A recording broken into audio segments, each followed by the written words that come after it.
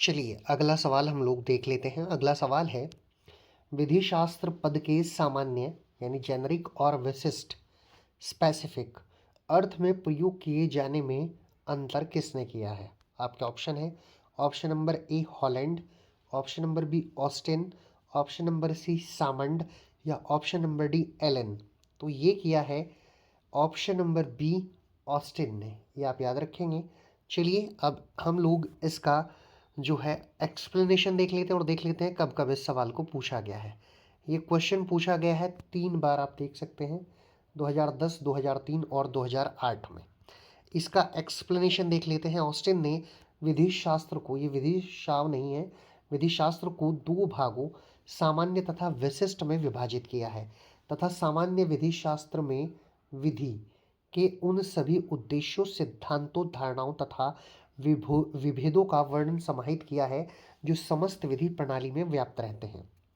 विशिष्ट विधि शास्त्र विधि के किसी भाग की एक पद्धति के विज्ञान को कहा जाता है। ये आप देख सकते हैं। कभी कभी क्या होता है, टाइपिंग मिस्टेक हो जाती है हमारी टीम से, तो मैं वो आपको ठीक करा देता हूँ। इनको माइंड मत करा करिए, इनको आप ठीक कर लीजिए जो मैंने आपको ठीक कराई हैं। चलिए अब अगले क्वेश्चन की तरफ चलते हैं। ऑस्टिन के अनुसार विधि शास्त्र का विज्ञान किस चीज से संबंधित है, ये आपको बताना है।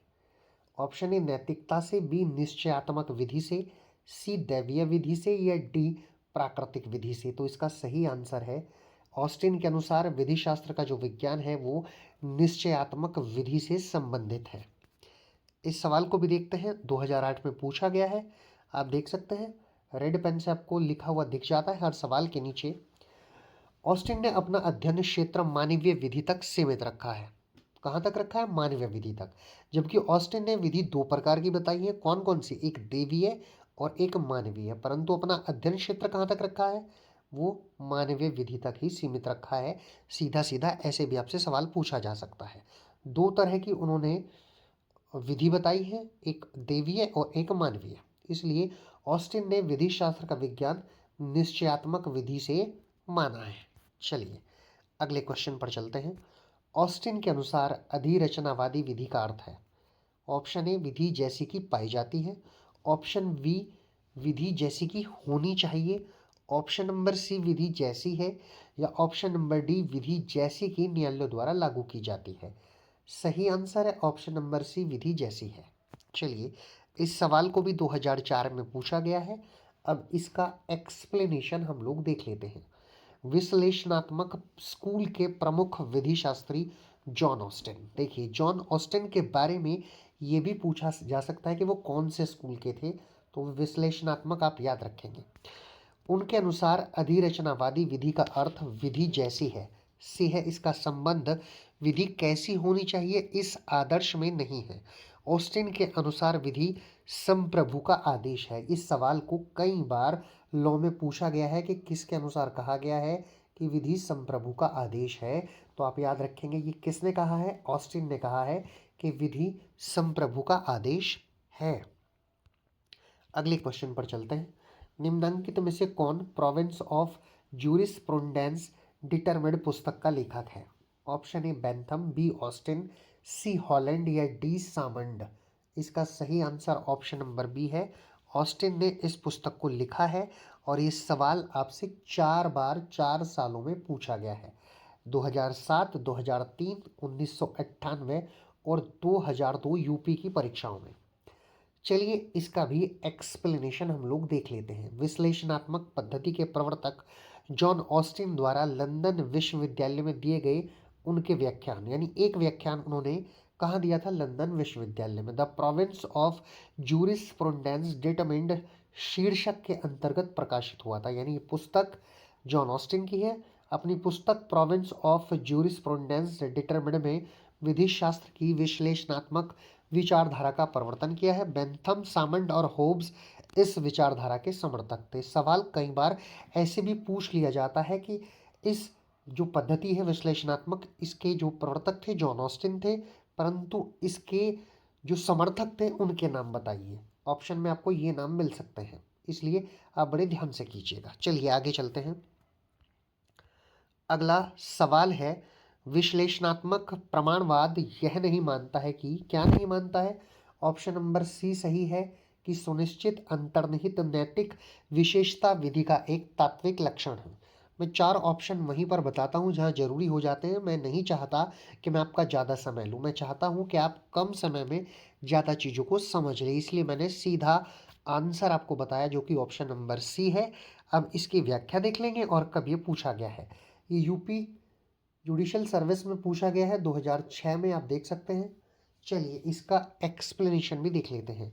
विश्लेषणात्मक प्रमाणवाद यह नहीं मानता है कि सुनिश्चित अंतर्निहित नैतिक विशेषता विधि का एक तात्विक लक्षण है। ऑप्शन नंबर सी में ये दिया गया था। ऑप्शन नंबर सी इस क्वेश्चन का सही आंसर है। आगे चलते हैं। आधुनिक अर्थ में प्रत्यक्षवाद की नींव किसने रखी है? तो आधुनिक अर्थ में प्रत्यक्षवाद की जो नींव है वो रखी है ऑस्टिन ने। ऑप्शन नंबर बी इसका सही है। इस सवाल को भी पहले पूछा जा चुका है। अगले क्वेश्चन पर चलते हैं। ऑस्टिन को निम्नलिखित में से किस विचारधारा का प्रतिपादक कहा जाता है? इसमें आप आंख बंद करके भी निशान लगा सकते हैं, विश्लेषणात्मक, क्योंकि मैंने कई सवालों में पहले आपको इसके बारे में बताया है। ऑस्टिन विश्लेषणात्मक विचारधारा के प्रतिपादक हैं, ये तो आपको पहले ही पता है, जबकि ऐतिहासिक विचारधारा के प्रतिपादक सेविनी एवं समाजशास्त्रीय विचारधारा के प्रतिपादक इहेरिंग है। ये आप याद रखेंगे। इससे यहाँ से भी सवाल बन सकता है, आपसे अलग अलग स्कूल देकर पूछ सकता है कि कौन किसका प्रतिपादक है। चलिए आगे चलते हैं। आगे सवाल है कि किसने कहा है कि विधि शास्त्र मानव स्थापित यानी कि निश्चयात्मक विधि का दर्शन है? ये बात कही है ऑस्टिन ने। सवाल को पूछा गया 2002 में और ऑस्टिन ने कहा है कि विधि शास्त्र मानव स्थापित निश्चयात्मक विधि का दर्शन है। अगले सवाल पर चलते हैं।